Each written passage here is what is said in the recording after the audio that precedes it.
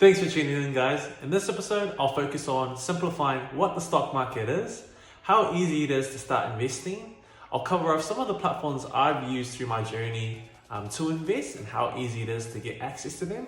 And then if I've got time at the end, I'll also jump into one of them and show you a live example of how to buy and sell a share for a company. For now, let's roll that intro.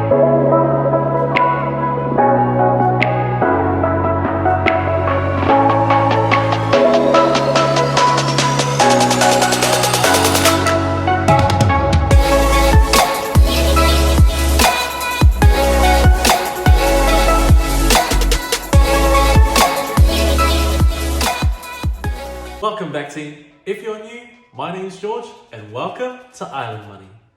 So this channel is dedicated to following my personal investment journey throughout the stock market, but most importantly, I'm hoping to bring more awareness to all the Pacific communities out there, specifically the Cook Island people, about the stock market and how easy it is to get involved. Quick disclaimer, I'm not a professional financial advisor. Guys, I'm just another islander on YouTube sharing my story. With that being said, what is the stock market? According to Wikipedia, a stock market, equity market, or share market is the aggregation of buyers and sellers of stock, also called shares, which represent ownership claims on businesses. These may include securities listed on a public stock exchange as well as stock that is only traded privately.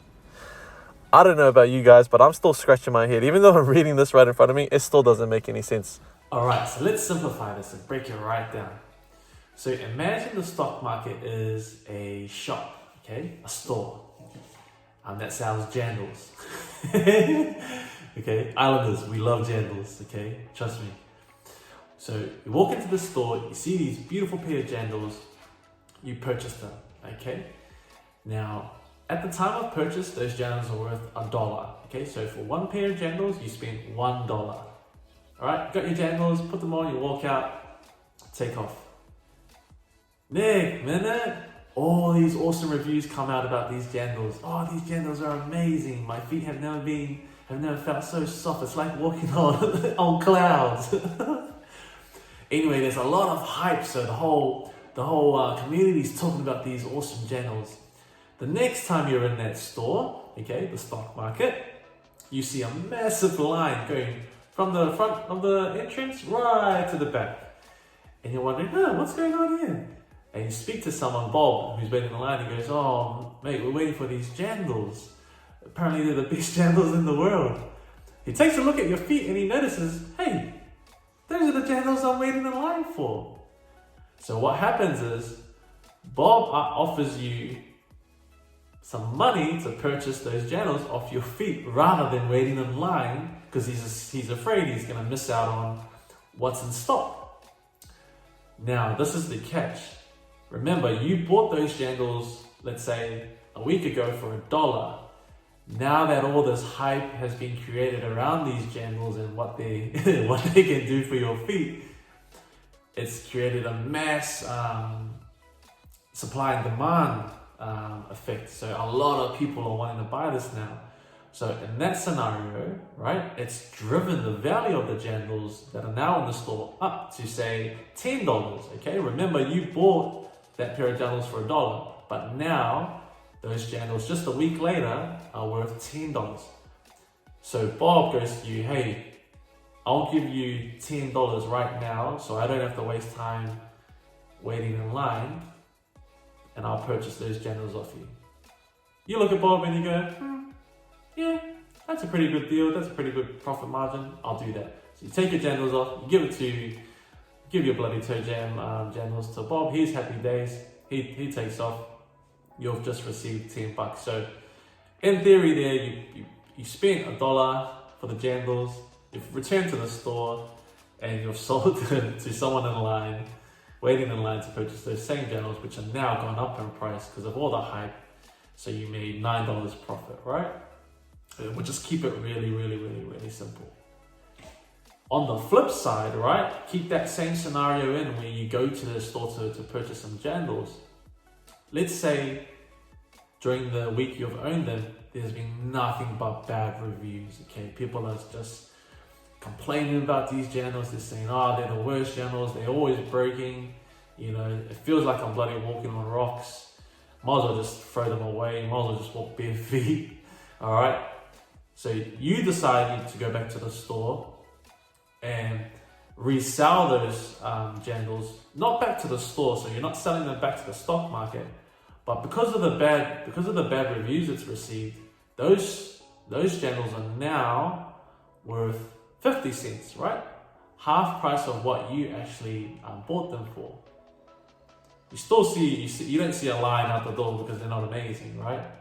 But you see Bob in there again, he's just looking for some pretty cheap jandals. He sees that they're 50 cents on the shelf and you go to him, hey, rather than spend 50 cents there, I'll sell them to you for 49 cents. So you get a 1 cent discount or whatever it is, right? You just make it more attractive so that he's willing to purchase it from you.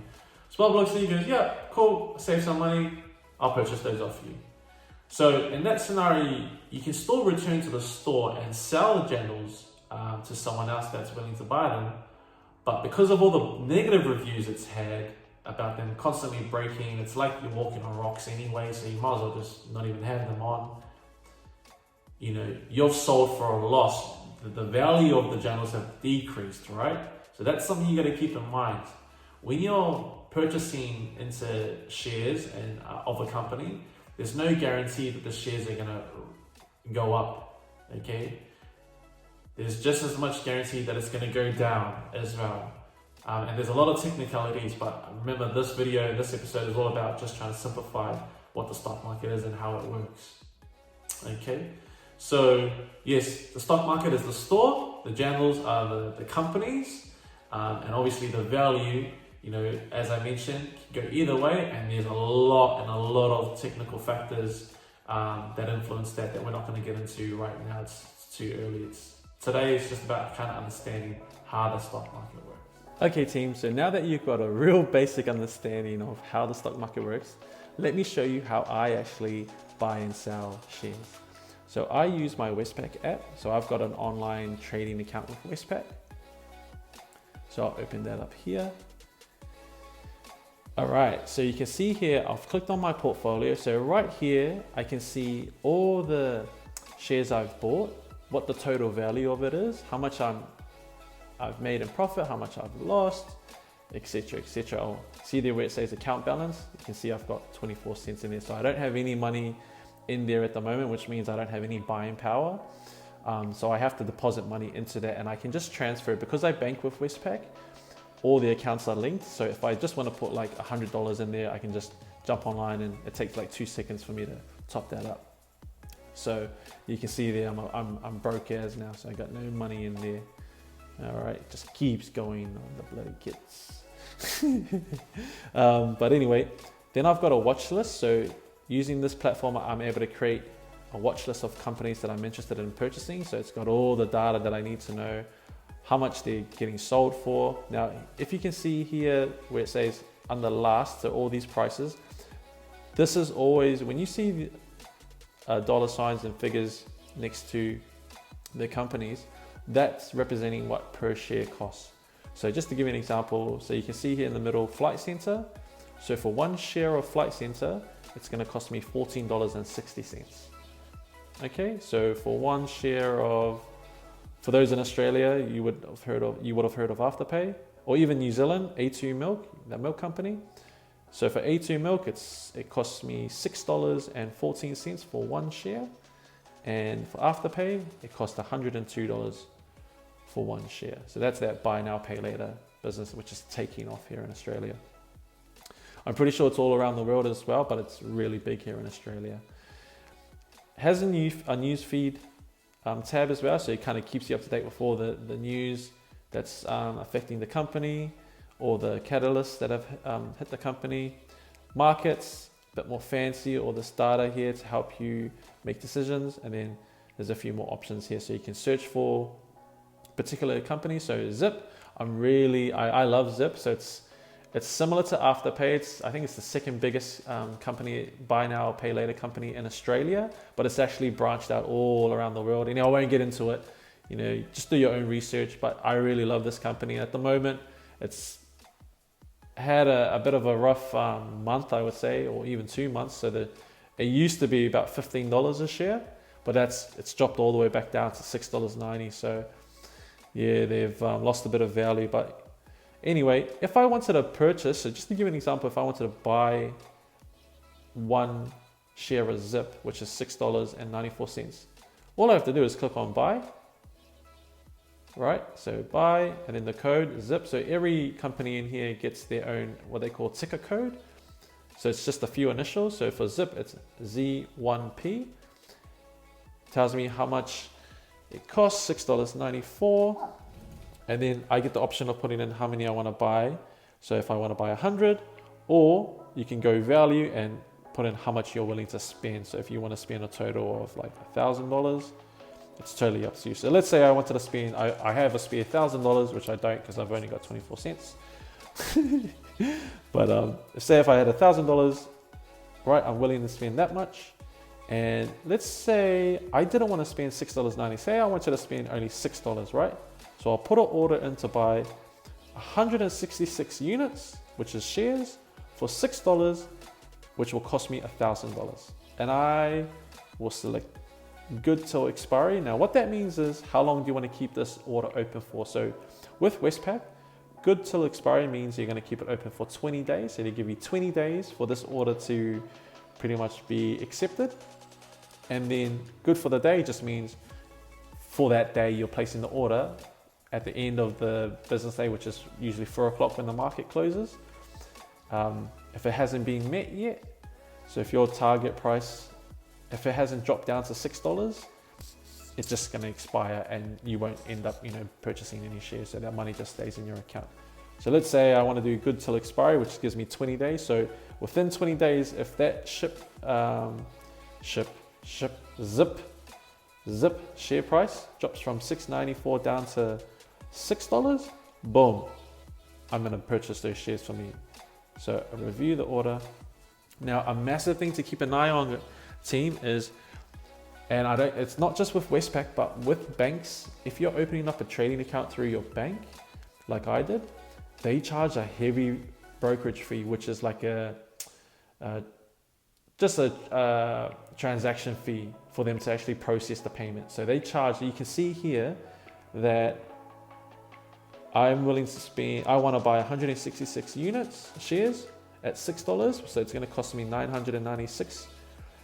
So not exactly 1,000, but on top of that, I'm going to have to spend a brokerage fee of $19.95. So brings it to $1,015. So that's a killer, man, because every time I buy and sell shares, it costs me $19.95, which is the main reason I don't do a lot of trading on this account.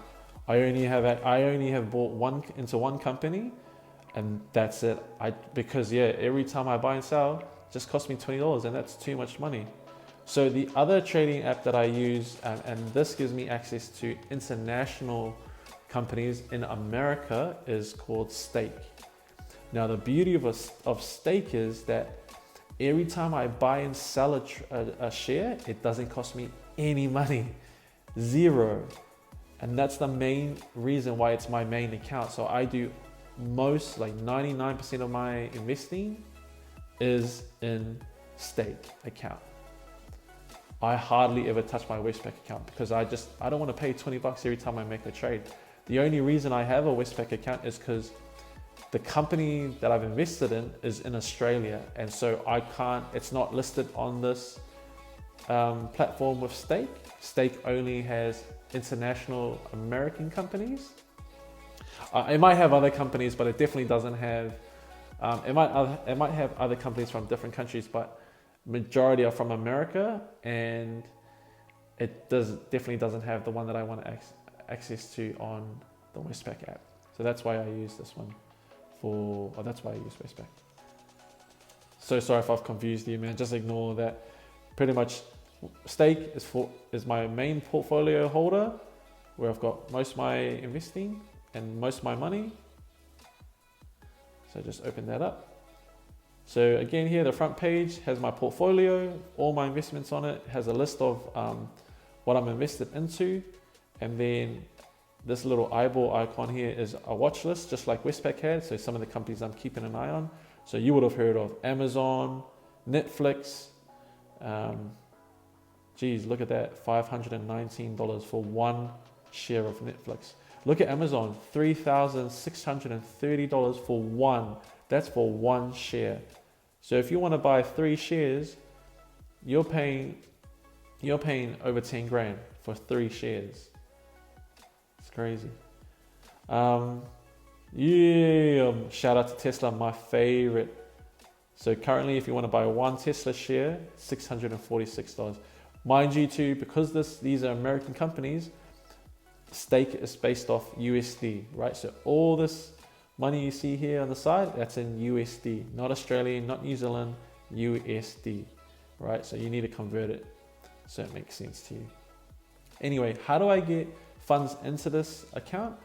You can actually transfer funds. So from my Westpac account, because that's where I do all my main banking, my salary goes into there. Any obviously my savings is in there. I just transfer it into this stake account. So all you do is go add. You can see there again. I'm a broke ass in this one.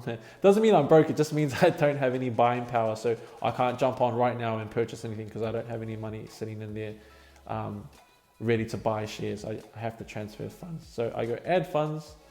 So you can work out how much you want to add. So say you want to put in $1,000. You can do online transfer, express, so that means it's going to get there by Friday 9 a.m., which is tomorrow morning in America, and then USD. So it does the conversion rate for me. So it says for $1,000 Australian, I'm going to get 728 USD. So then if I was to go, yep, boom, accept, this buying power tomorrow morning, because it takes a bit of time to transfer across, I will have 720, I think it was 20 USD available for me to go and start buying shares. Now, just like Westpac, it's really, really straightforward. So if I just jump on here and go, I want to buy 1 share of Tesla, just click buy, put in the shares, so go 1, limit price. So all this means is how much you're willing to pay for it. So 640, you go 646.98. So say you're happy to pay that much. Because I have insufficient funds, it's not going to let me process, but you get the gist. It's really, really straightforward. So once I go buy and I had the money in there to buy it, it will process straight away. And on the front page of my portfolio, you'll see that I'll have Tesla and I'll have 1 share. So that's pretty much how easy it is to actually buy shares. It's the same process to sell shares. All you'll be doing is just clicking sell. So if you own Facebook and you want to sell, you just select that button and it will just step you through how many you want to sell, at what price you want to sell it for. So it's really, really, really, really basic, really straightforward. But yeah, that's just an idea, guys. Nice and simple, hopefully. But yeah, those are the 2 ways I do. 2 platforms, I should say, I use to trade. I use my Westpac app for my Australian company that I'm invested in, and then I use Stake, which gives me access to all my American companies. So it allows me to invest in things like Tesla, Amazon, Disney, Netflix. So some of the bigger world-renowned names that most people are aware of. Well, that's it, team. I hope you enjoyed episode 1, a little bit about how the stock market works, the types of platforms you need to get access to in order to start buying and selling shares. I tried my best to simplify it. If you still don't get it, I'm sorry, you're a dumbass. You gotta blame your mom and dad for that. Remember, keep your jandals clean and don't be mean. Until next time, I'm G. Catch ya.